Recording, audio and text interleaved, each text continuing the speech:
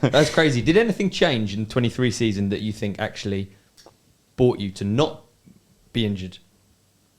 Well, when I came back, so the biggest injury was obviously for me was the concussion. Being over that, it was a gnarly experience. It wasn't just like break a bone, here's your date that you're going to get back, try and get back before it.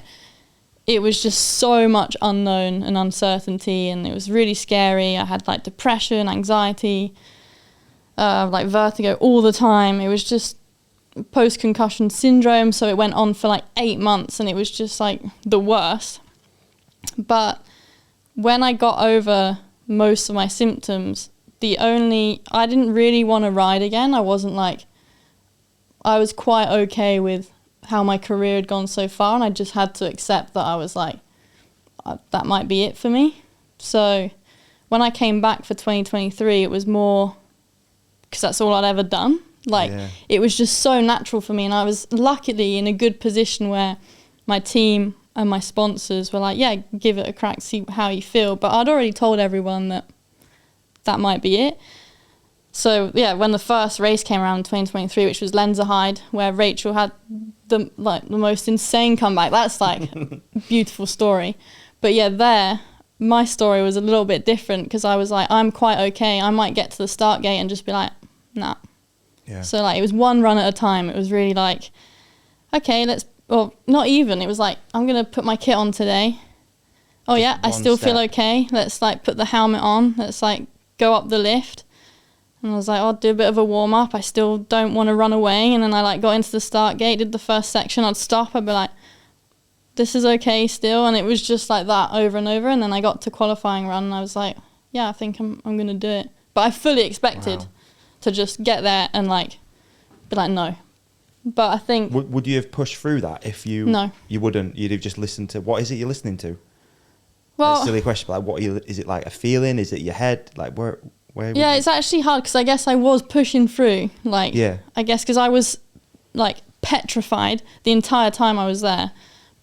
But I think it was in such small increments that I was like trying to progress that it didn't feel massive by the time I got there, I guess. But I think if the feeling was just unbearable, because I guess I was expecting an overwhelming feeling because my symptoms were when I was going through the concussion. So I think I was expecting something like that to come over me and not be able to control it, because that's what happened. Yeah.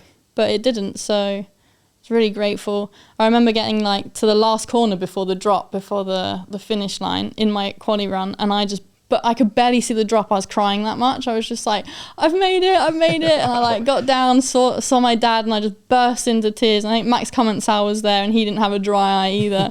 And it was just like, I was like, I did it. And I didn't care where I'd got. Like, I actually didn't, for the first time in my career, I just didn't even care. So the fact that I qualified as well, I was just like, this is amazing. But yeah, crazy. And then that just carried on throughout the season, and the results were coming in, and yeah, well. Or was there a moment when you're like, not I'm back? Because I think that was more of a 2024 feeling. Yeah, it was more of it took forever. But I think I just gained momentum. I was enjoying it. I crashed a lot as well, which helped. I had some big crashes because I guess I wasn't used to. It was like being a junior again almost. Like I had to like relearn to race, how to control my feelings, because they were strong. Like they were really strong and prominent and there. Lots of like big decisions to make. Didn't qualify in Leergang because I crashed. And then I was protected then? No, okay. I wasn't protected. Yeah. As like a journey, do you think working through it was through yourself? Like, did you work out what was going on, or how you could make yourself feel better, or was it literally just like approaching it openly? I think my biggest approach was like here and now. Like all that matters is right here and right now. So, because if I thought about the past, the future, anything, it just gave me anxiety. So I think the biggest thing for me was trying to be healthy mentally. So I don't know, making decisions that would help to that. Not my career.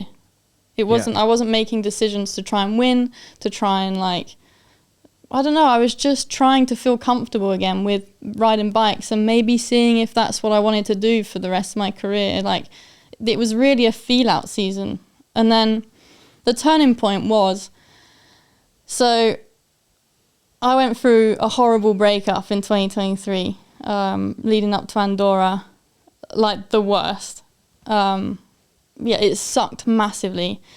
And got to Andorra, and I was like, I'd been a bit blindsided, didn't know what was going on, and I was so heartbroken that I was like, I felt a bit sorry for myself, it sounds so, but I was just like, after everything I've been through, I was like, really now? Like, I was just starting to like gain some momentum. But looking back, I was so like heartbroken that every time I grabbed my bike to ride, there was no noise anymore. So I would like, I don't know, I tried really hard to be upbeat for the team. Obviously, I didn't want to bring the team down or anything, but being around them, it made me so grateful that I was surrounded by really good people. Every time I got on my bike, I was so focused and all my energy went into that like I ended up loving it again. I don't know, I found like the thing that had put me in this horrible state a year ago was now the thing that was saving me in a way that was just like the realization was crazy. It was just, I was so grateful for bikes. And then I got a third place, my first podium in the year. Yeah.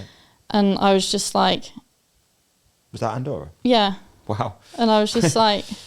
And I think that was a turning point for me because, like I said, the very thing that had put me in like a horrible space was now, with my personal life, helping me massively.